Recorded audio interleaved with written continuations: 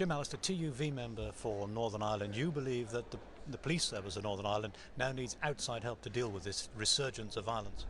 Well, the reality is that as part of the peace process, so-called, we have denuded our police of vital services. We've turned them into a service, not a police force capable of dealing with terrorism.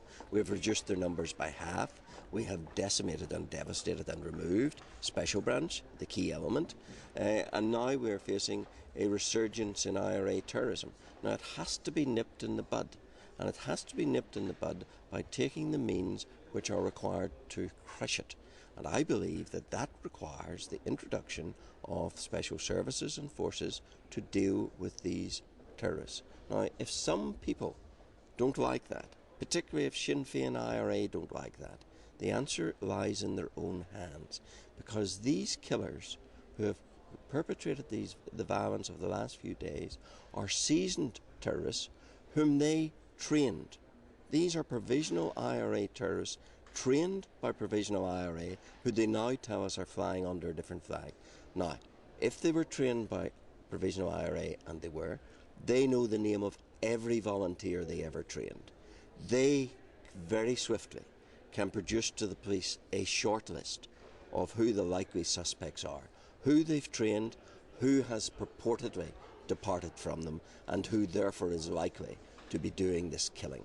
Now, if Sinn Féin is sincere, I don't believe they are, but if they're sincere about supporting the rule of law, then that is the way forward. Let them give the names which they have. Let them overcome their fraternal attachment to terrorism through the Republican Brotherhood and the Republican Code, and hand over the killers. They can do it.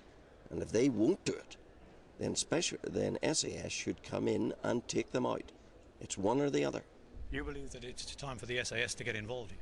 If Sinn Féin continue to equivocate, continue to hide their members, past or present, who are doing this killing, then it's the only answer if we're to nip this in the bud. And nipped in the bud it must be, because IRA terrorism, allowed to flourish, pandered to, grows. We've seen that year upon year in Northern Ireland, and now's the time to get in there and to finish it off before it gets properly started. And the tragedy is that because of the sensitivities of the peace process, so-called, we pandered to reducing the police, we pandered to every Sinn Féin demand, we removed Special Branch, and now we're in this pitiful, helpless, defenceless position that pandering has reduced us to.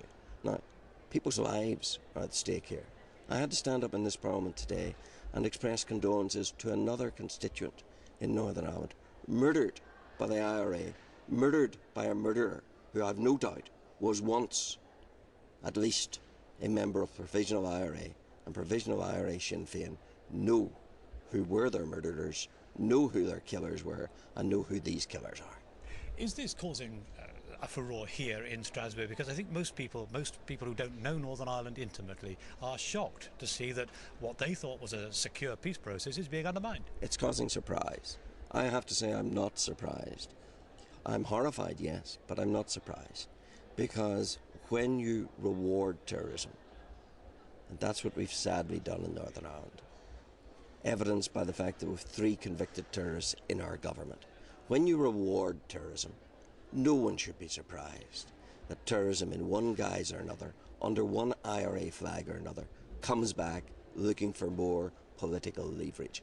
Because sadly, violence served Sinn Féin IRA very well in the past, and those who ape them believe it will serve them too. And so it will, if Sinn Féin IRA's pussyfooting that they want to engage in the government with on this, and want the government to hold back on, if that advice is followed, then we will go down that road. And I would have one other message, and it's for unionists in Stormont who are cozied up with IRA Sinn Féin to get a reality check on what they've done in this province.